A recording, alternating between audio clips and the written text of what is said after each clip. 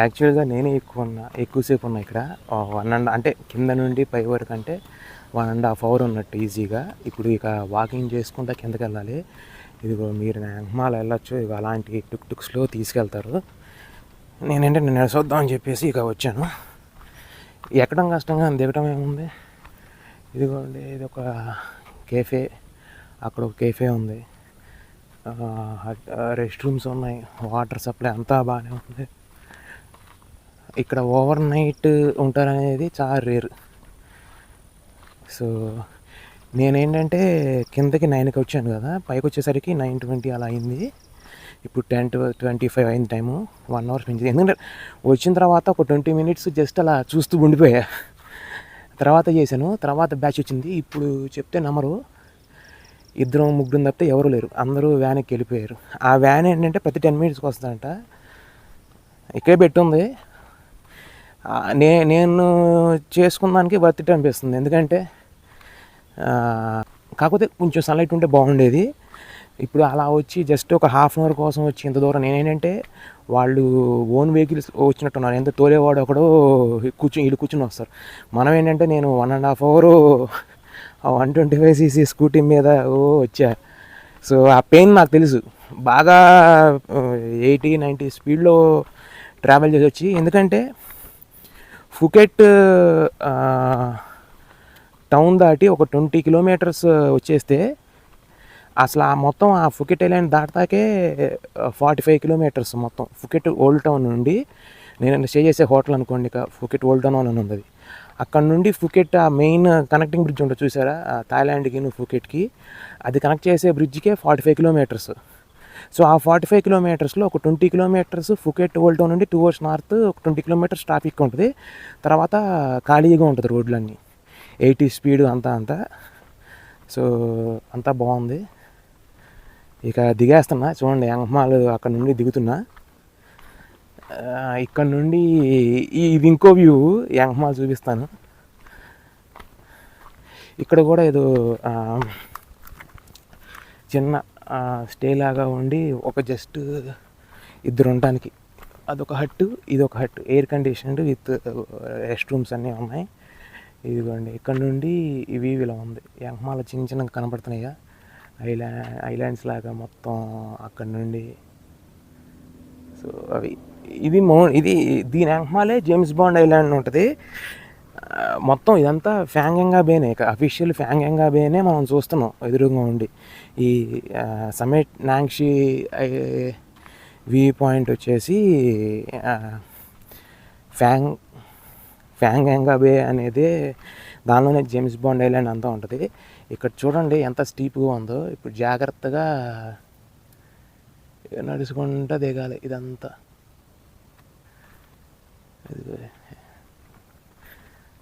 So ఇక్కడ నుండి ఇదొక వ్యూ, దిగుతుంటే అదొక వ్యూ. జాగ్రత్తగా చాలామంది నా తర్వాత వచ్చారు, జస్ట్ చూసుకుని వెళ్ళిపోయారు. వీళ్ళంతా టూర్ మీద ఉన్నట్టున్నారు, ప్యాకేజ్గా. నేనేమో అక్కడ ఫోటోల కోసం వెయిట్ చేస్తున్నాను. అంతే. ఇలా చాలామంది ఏంటంటే సరే ఇక అక్కడ దిగేదేమో అని చెప్పి వెళ్ళిపోతున్నారు. కాకపోతే బాగా దిగారు. ఇక్కడ నుండి ఒకలాగా కనబడుతుంది. అంటే వీడియోలో క్యాప్చర్ చేయగలమా లేదు కానీ, ఇప్పుడు చూడండి ఇక్కడ ఎంత స్టీప్ ఎంహమాల. ఆ కిందకి దిగాలి. సో జాగ్రత్తగా వెళ్ళాలి. ఎక్కేటప్పుడే వస్తుంది కానీ దిగేటప్పుడు చూసుకోవాలి. ఎందుకంటే కొంచెం స్లోపు జారుతూ ఉంటాము. సో దిగేటప్పుడు అంత అలసట అనిపించదు అనుకోండి. అంతా చుట్టూతో ఫారెస్ట్. ఇక్కడ నుండి ఇక నేను ఇక్కడ చూపించేది ఇది కాకుండా దీనికి ఆల్టర్నేటివ్గా ఇంకో వ్యూ పాయింట్ ఉంది. యావో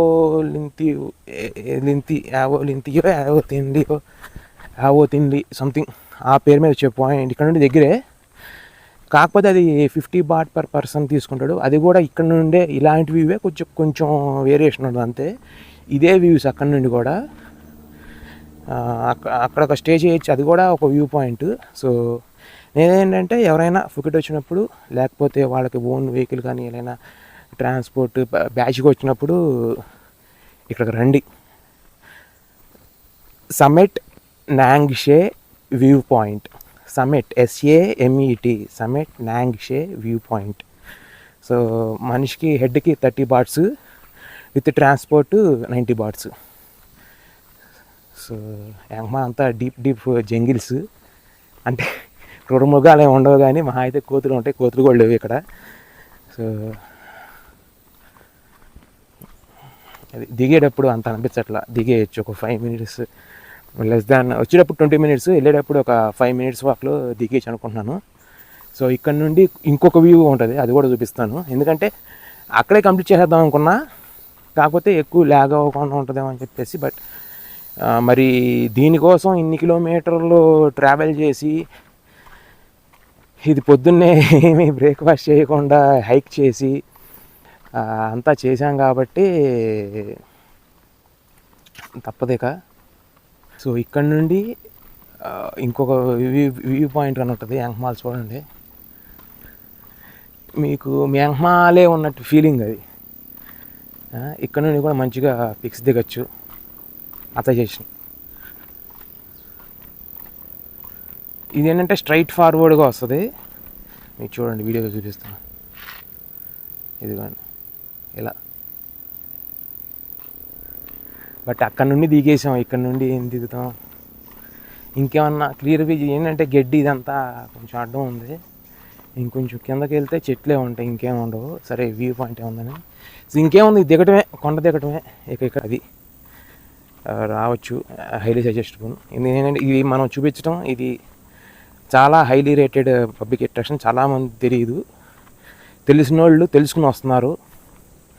సో నేను సజెస్ట్ చేస్తున్నా. ఫుకెట్ వచ్చినప్పుడు బీచ్లే కాదు, నేను అంత ఎప్పుడు నా బిలీఫ్ ఏంటంటే, నేనేంటంటే నాకు ఇలా హిల్ టాప్ మౌంటైన్స్ ఇలా వీటిని ఎక్కువ ఇంట్రెస్ట్. బీచెస్ కంటే నాకు ఫస్ట్ ప్రిఫరెన్స్ దీనికి ఉంటుంది. అంటే ఒక్కొక్కరిది ఒక టేస్ట్. సో నాకు ఇదేంటంటే న్యాచురల్ బ్యూటీ లాగా ఉంటాయి అన్నీ చూడటానికి. నేచర్ ఎంజాయ్ చేయడం అనేది ది బెస్ట్ ఇది అని నేను ఫీల్ అవుతాను. సో అందుకనే సజెస్ట్ చేస్తున్నా. ఇలాగే ఎవరైనా సేమ్ సిమిలర్ టేస్ట్ ఉన్న వాళ్ళకి సజెస్ట్ చేస్తున్నాను. అంతేగాని ఇది ఏమన్నా నాందే, బీచ్లైనా న్యాచురల్గా ఫామ్ అయినాయి కదా, ఏమి మ్యాన్మేడ్ ఏం కాదు కాబట్టి. బట్ మౌంటైన్స్లో ఆ బ్యూటీ ఉంటుంది ఇప్పుడు. సో అది ఇప్పుడు ఎందుకంటే మేము ఎక్కువ బెజవాడలో పెరిగాం కాబట్టి మాకు ఆ ఈస్టర్న్ ఘాట్స్ ఇక్కడ ఎప్పుడు ఈస్టర్న్ ఘాట్స్ డోర్ తెరిస్తే మాకు ఈస్టర్న్ ఘాట్స్ కనపడతాయి. సో ఆ ఇంపాక్ట్ కూడా ఉండుండొచ్చు. సో గ్రీనరీ మౌంటైన్స్కి ఎక్కువ అడాప్ట్ అయిపోవటం. సో అది విషయం. ఇదిగో ఒక వెహికల్ వస్తుంది, ఇదే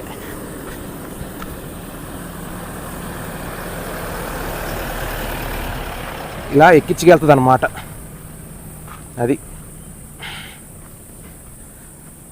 ఎక్కించుకెళ్ళి చూపించుకుని వస్తుంది.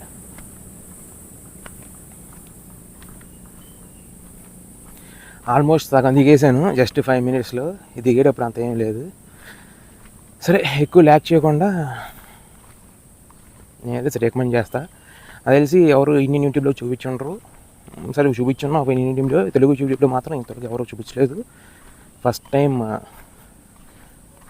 చూపించడం జరిగింది. సో సమెట్ నాంగ్షే వ్యూ పాయింట్ ఇక్కడితో సమాప్తం. మళ్ళీ మెయిన్ల్యాండ్ అంటే కాదు, ఫుకెట్ ఐలాండ్కి వెళ్ళి ఇక అక్కడక్కడ దగ్గర ఏమైనా ఉన్నాయని చెప్పేసి కొంచెం నాకు బస్ ఇన్ఫర్మేషన్ కూడా ఇస్తాను. 2 టెర్మినల్స్ ఉన్నాయి. ఎందుకంటే చాలా ఇంపార్టెంట్. ఇప్పుడు ఫ్లై అయ్యే వాళ్ళకి ఓకే, అదేముంది, గూగుల్లో కొట్టినా వస్తుంది ఫ్లైట్ ఇన్ఫర్మేషను. మనకు గూగుల్లో కూడా ఉంటుంది ఏ ఫ్లైట్ ఎన్ని టైంకి ఉండేది. కానీ ఇలా నేనేంటంటే లోకల్ ట్రాన్స్పోర్ట్ యూజ్ చేసి, లేకపోతే అలా ఫెసిలిటీ అయినప్పుడు ఇప్పుడు 70 kilometers పొద్దున్న ఎర్లీ మార్నింగ్ లేసి వచ్చానంటే ఇంక ఎర్లీగా రావచ్చు అనుకున్నా. కాకపోతే ఏంటంటే క్లైమేట్ ఆ సన్ రైజ్ క్యాప్చర్ చేద్దాం అనుకున్నా. కాకపోతే మబ్బు బట్టి ఉంది, ఏ క్షణమైనా వర్షం పడచ్చాను అనుకుని. సో అలా టూర్లో జేమ్స్ బాండ్ అని కూడా ప్లాన్ చేస్తున్నాను. ఇంకా 1 డేనే ఉంది. ఎందుకంటే నేను రేపు మార్నింగ్ 11కి చెక్అవుట్ చేసేయాలి హోటల్. మరి అది టూర్ వేసుకుంటే 1 డే పోద్ది. జేమ్స్ బాండ్ ఐలాండ్ ఎందుకు మా పెద్దగా రాం కాబట్టి ఇక్కడికి. ఫుకెట్ ఏంటంటే నాకు బాగానే ఉన్నాయి ఐలాండ్ చూడటానికి, ఎంత బాగానే ఉంది, కానీ నాకు పర్సనల్ ఎక్స్పీరియన్స్ కొన్ని డిసప్పాయింట్స్ అయినాయి కదా అక్కడ. నేను 100కి ఒక 75 అలా వేస్తా. 80 కూడా వేయను, 75 to 80 మధ్యన. ఇంకా అది మాయాబే కానీ ఇంకొంచెం నాకు కొన్ని పర్సనల్ యాక్స్పెక్ట్స్ ఉన్నాయి ఇక్కడ. సౌత్ ఆఫ్ ఫుకెట్లో కొంచెం ఫుడ్ ఆప్షన్స్ ఉంటే 90+ ఇచ్చాము. బట్ ఓవరాల్గా ఇప్పటి వరకు ఇంకా జేమ్స్ బాండ్ ఐలాండ్ చూడాల. అది కూడా చూడకపోతే నేను ఇంకా నా పర్సనల్ అది ఏంటంటే, మనం ఇంత దూరం చాలా కొంతమంది ఫ్లై అవుతారు. నేను ఫ్లై అయ్యి వచ్చినాను. నేను కౌలాలంపూర్ ఫ్లై అయ్యాను, అక్కడ నుండి త్రూ ల్యాండ్ బోర్డర్ ద్వారా వచ్చాను. సో ఏంటంటే 1 by 1 చూసుకెళ్తున్నాను. మామూలుగా ఏంటంటే 15 days మ్యాక్సిమం 1 week కోసం వచ్చి వెళ్ళిపోతుంటారు, వీక్ టు 10 days. ఇంకా పీక్స్లోకి వెళ్తే 15 days 2 weeks అంటే ఎక్కువ ఎవరు ప్రిఫర్ చేయరు థాయిలాండ్ అంటే. పర్ఫెక్షన్ అంటే ఇది డిపెండ్స్ అపాన్ టేస్ట్. ఇక్కడ మంత్స్ ఉండి వెళ్ళిపోయే వాళ్ళు కూడా ఉన్నారు, కాదంటలా. 11th day నేను వచ్చి ఇంకా సౌత్లోనే ఉన్నాం. రేపు 12th day, రేపు ఇక్కడే ఉంటాం. అంటే చూడండి, మంత్లో హాఫ్ సౌత్ అన్ని ఇక్కడ నీకు ఇంకా సెంట్రల్ ఉంది, నార్త్ ఉంది, మెయిన్ బ్యాంకాక్, పటాయా, అటు ఈస్ట్ కోస్ట్ అంటే థాయిలాండ్కి ఈస్ట్. ఇన్ని కవర్ చేయాలంటే మరి ఇన్ని డేస్లో, ఎందుకంటే ఎక్కువ ఇప్పుడు ఇంత ఇదంతా అయిపోయిందా, అక్కడ ఏం ఉండదు ఇక పైకి వెళ్ళిన తర్వాత. అన్నీ టెంపుల్స్, పాత ancient archaeology type ancient sites. So ఇలా స్పాట్స్ ఎక్కువ ఉంటాయి, అన్నీ చూపిస్తాను, చూసాను, ట్రై చేస్తా. నేను ఒకటి మాత్రం చెప్పగలను, తెలుగు యూట్యూబ్ కాదు, ఇండియన్ యూట్యూబ్లో చాలామంది ఎక్స్ప్లోర్ చేయని ప్లేసెస్కి ఉంటుంది, గ్యారంటీ ఉంటుంది. ఎందుకంటే నేను ఒక ఊరికి వెళ్తున్నా, చూపించుండొచ్చు చాలామంది, అంటే నాలాగా సిమిలర్గా చూపించే వాళ్ళు ఉండొచ్చు. బట్ కొంచెం ఇంకా ఎక్స్ట్రా స్టెప్ తీసుకుని చాలా వస్తాయి. ఏదో ఒక కంట్రీ వచ్చామంటే ఒక 7-8 వీడియోలు పెట్టడం అనేది ఉండదు. బుడ్డి కంట్రీలో కూడా మ్యాక్సిమం కంటెంట్ క్యాప్చర్ చేయడానికే నేను ప్రయత్నిస్తాను. అలా అని చెప్పేసి రోడ్ జర్నీలు ఇవన్నీ పెట్టడం మన దగ్గర ఏమంటే, రోడ్డు మీద ఎక్కడైనా ఏ సిగ్నల్స్. ఇక్కడ నుండి చూడండి, ఇది ఒక వ్యూ పాయింట్, చాలా బాగుంది, క్యాప్చర్ చేసుకోవచ్చు. ఇదిగోండి, ఇందాక కొండ మీద నుండి చేసాం కదా, ఇప్పుడు కొండ దిగి ఎంత ఆపేద్దాం అనుకున్నా ఆపబుద్ధి కావట్లా, ఎందుకంటే లొకేషన్ అలా బాగుంది. అది సరే, ఇక్కడ ఆపేస్తాను. ఇక నెక్స్ట్ స్పాట్కి ఏం తాకండి. సో ఇది ఇక కింద దిగిపోతున్నా కదా, ఇది ఒకసారి ఈ పాయింట్ నుండి క్యాప్చర్ చేసి స్ట్రైట్ పాయింట్గా మనం స్ట్రైట్గా ఉన్నట్టు ఉంటుంది ఇది. సో జస్ట్ ఇలా క్యాప్చర్ చేసి మీకు చూపిద్దామని చెప్పేసి, చాలా బాగుంటుంది. సన్లైట్ వస్తే యూ కెన్ ఇక్కడ ఇప్పుడిప్పుడే బయటపడుతున్నాయి. సో ఇవన్నీ మనం ఫీల్ అవ్వచ్చు. సో ఇక్కడితో బ్లాగ్ కంప్లీట్ చేసేస్తున్నాం.